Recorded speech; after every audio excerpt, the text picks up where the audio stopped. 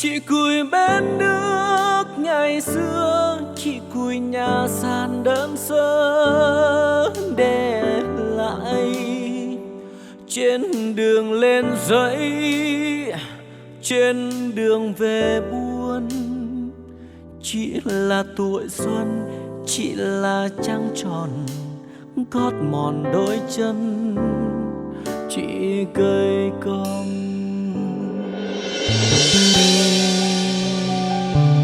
Chị cùi tiếng hát, chị cùi lời ca, trên lưng thành lối mòn. Chị cùi bầu trời tuổi thơ, chị cùi tiếng khóc vội vàng lời ru, trên lưng cùi gió đỏ. Chị cùi bầu trời nắng tươi, đầu chân đội nắng đung đưa nghiêng chiều. Chị cùi tiếng gió, chị cùi tiếng mưa, chị cùi chiếc lá cỏ non, chị cùi nụ cười trên về, trên môi, trên đường lên dãy, trên đường về buồn. Chị là tuổi xuân, chị là trăng tròn gót mòn đôi chân, chị gầy cong.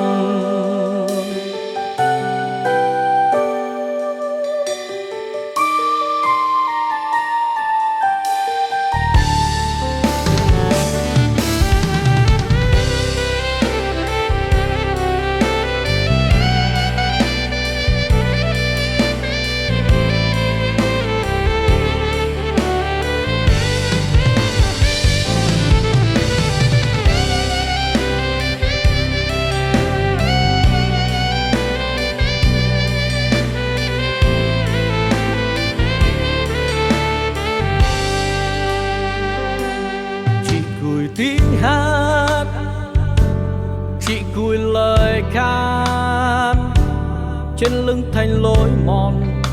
Chị cùi bầu trời tuổi thơ, chị cùi tiếng khóc vội vàng lời ru,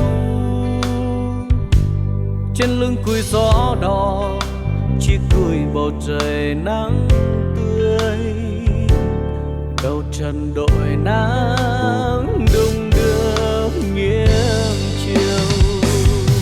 Chị cùi tiếng trống, chị cùi tiếng chiêng, chị cùi bên nước ngày xưa, chị cùi nhà sàn đơn sơ để lại trên đường lên dãy, trên đường về.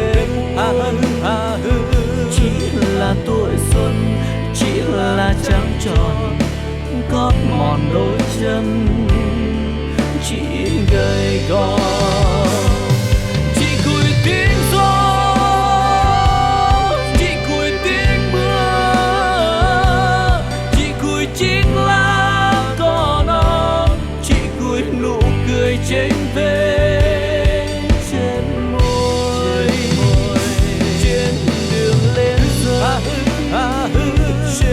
đường về buồn. Chị là tuổi xuân, chị là trăng tròn gót mòn đôi chân, chị gầy cong. Nghẹn ngào tiếng nói, nghẹn ngào tiếng cười, trên lưng chị suốt đời.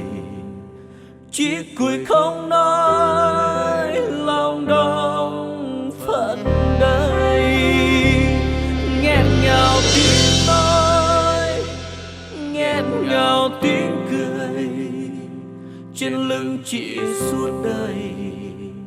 Chị cùi không nói lòng đông mắt trời.